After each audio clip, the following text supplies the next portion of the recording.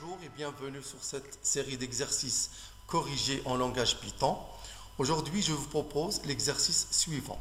Écrire un programme Python qui permet de regrouper dans une liste les mots communs à deux fichiers texte, fichier 1.txt et fichier 2.txt. Alors, voici deux fichiers, fichier 1.txt et fichier 2.txt. Le premier contient le texte. Python est un langage open source créé en 1991. Python est très utilisé dans le domaine de data science. Le fichier 2 contient Python est un langage orienté objet et à typage dynamique.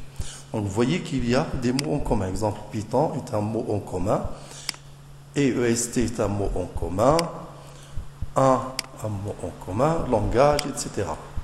Alors, l'exercice nous demande de créer un programme qui va examiner ces deux fichiers et va regrouper dans une liste les mots en commun.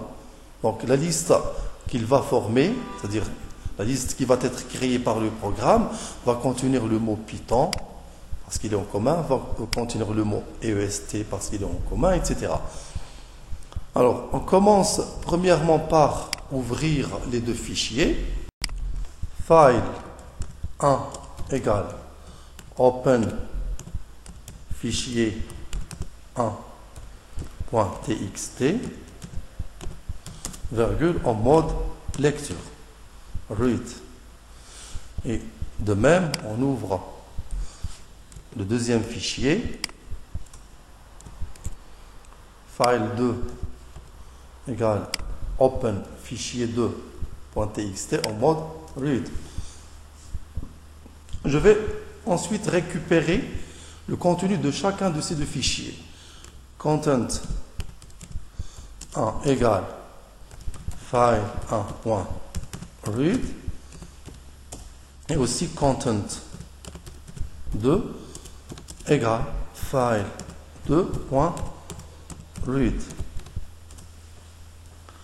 Et ensuite, je transforme le contenu récupéré, qui est sous forme d'une chaîne de caractères, en une liste. Alors, liste 1 égale content 1.split. On a déjà vu cette méthode-là. Elle permet de transformer une chaîne de caractères, qui est ici content 1, en une liste. De même, liste 2 égale content 2.split. Maintenant, je n'ai pas besoin des fichiers 1 et fichier 2. Je vais les fermer. File 1.close et file 2.close.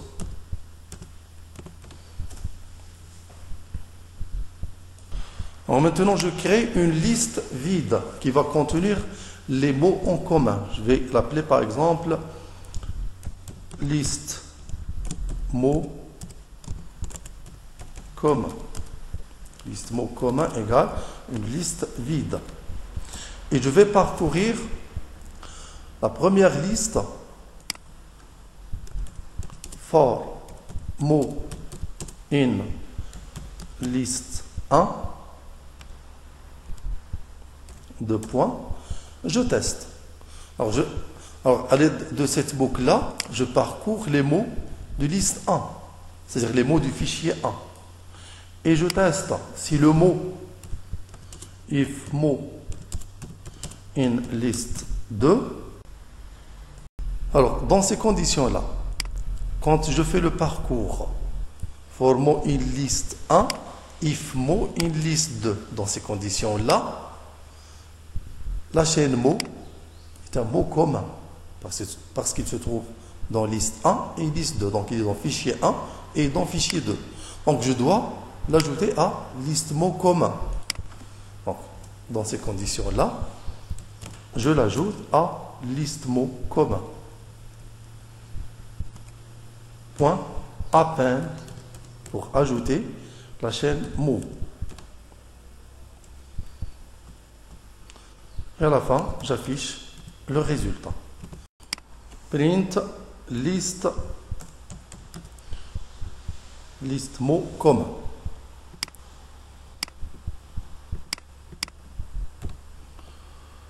Alors, pardon, ici c'est liste avec E à la fin, parce que je l'ai défini en haut, liste avec E à la fin.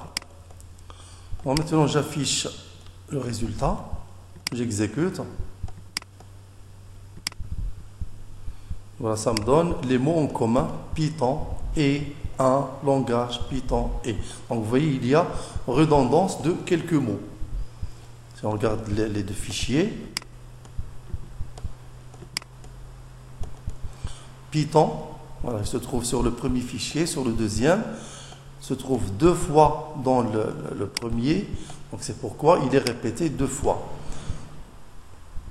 Nous allons essayer maintenant d'éviter la redondance. Alors, pour éviter la redondance, quand on applique append à un mot, on ne doit pas l'appliquer encore une fois. Exemple, pour Python, il a été ajouté pour la première fois. Pour la deuxième fois, lorsque la boucle for rencontre le mot Python, il ne doit pas être ajouté.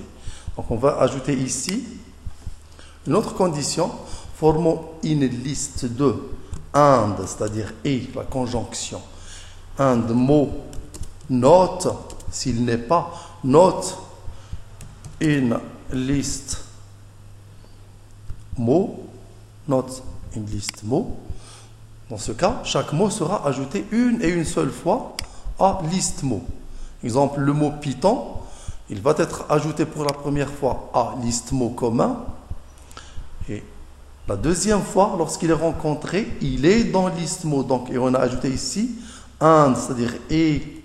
Et lorsque le mot ne se trouve pas dans liste mot commun, alors on l'ajoute à ce moment-là. Donc, il ne va pas être ajouté encore une fois. Donc chaque mot sera ajouté une et une seule fois. Donc j'exécute maintenant. Vous voyez, voici la liste des mots communs, Python et un langage.